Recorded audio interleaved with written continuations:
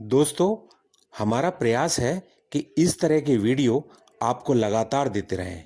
इसके लिए इस वीडियो को लाइक करें, शेयर करें और चैनल को सब्सक्राइब करके घंटी का बटन अवश्य दबा दें, जिससे कि जब भी हम वीडियो अपलोड करें तो इसकी जानकारी आपको तुरंत मिल सके। तो चलिए शुरू करते हैं। दोस्तों, रामायण का ज्ञान तो हम सभी लोगों को है। रामायण का स्मरण मात्र करने से रामायण के सारे पात्र हमारे हृदय में, हमारे मस्तिष्क पर अपनी एक स्पष्ट छवि बना लेते हैं। इन पात्रों में चाहे प्रभु राम हो, माता जानकी हो, भरत हो, पवन पुत्र हनुमान हो, लंकापति रावण हो या उनकी पत्नी मंदोदरी हो, इन सभी पात्रों की स्मरण मात्र से ही एक अलग सी और विशिष्ट छवि हम लोगों के मस्तिष्क पर उभर कर आती है।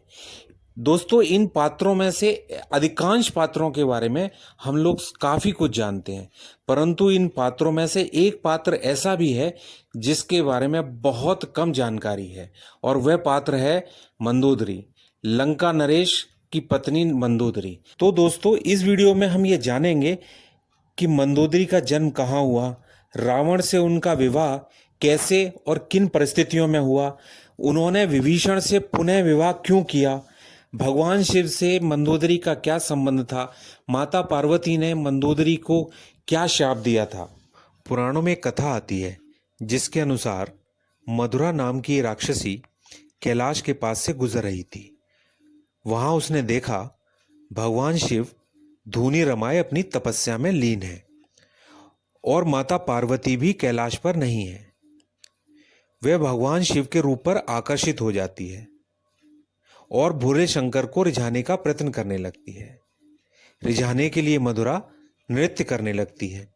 इसी प्रयास में मधुरा अपने शरीर पर भस्म भी लगा लेती है, परंतु तभी वहां पर माता पार्वती आ जाती हैं।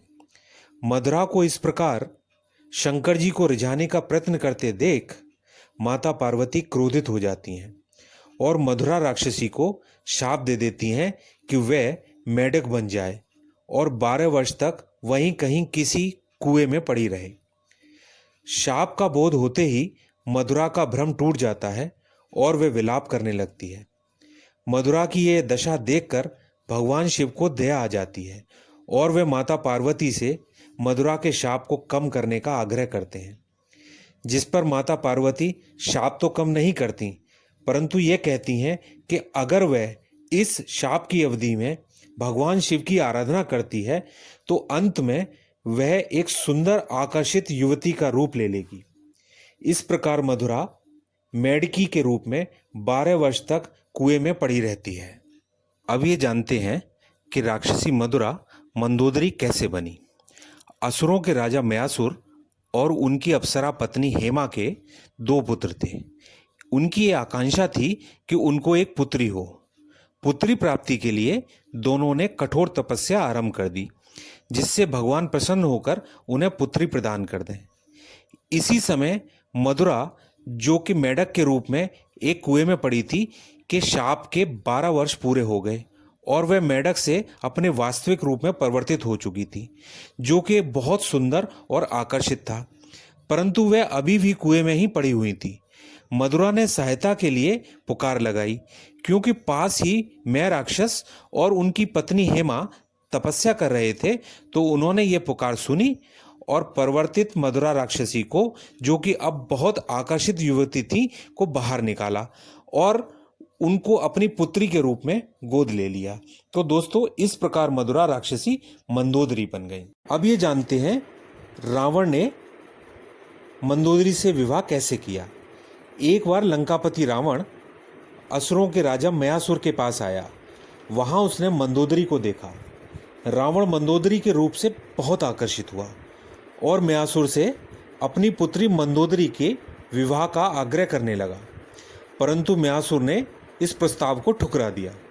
लेकिन मंदोदरी जानती थी कि रावण बहुत शक्तिशाली है और हठी भी, और वह अपनी इस हट को पूरा करने के लिए उसके पिता मयासुर और उनके राज्य को नष्ट कर देगा।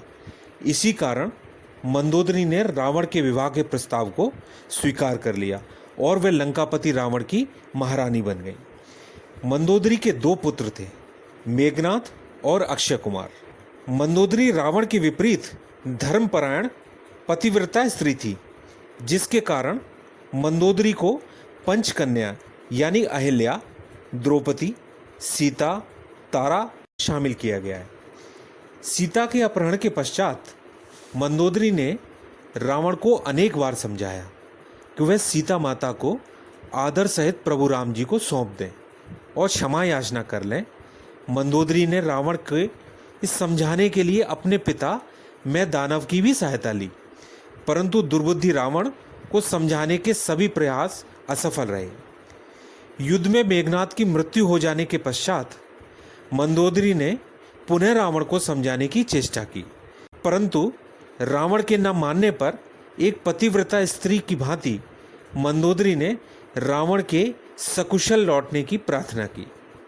रावण के वध के पश्चात मंदोदरी रणभूमि में रावण के शव के पास गई, जहां पर उसने लंका वीरों की दुर्गति देखी और विचलित हो गई, जिस पर भगवान श्री राम ने मंदोदरी को अपने राज्य को संभालने और विभीषण से पुनः विवाह करने का सुझाव दिया, परंतु मंदोदरी ने यह प्रस्ताव तुरंत ही नहीं मान लिया।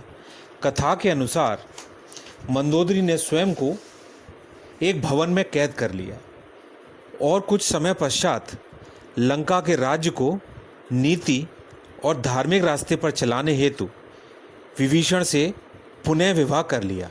वीडियो को अंत तक देखने के लिए धन्यवाद।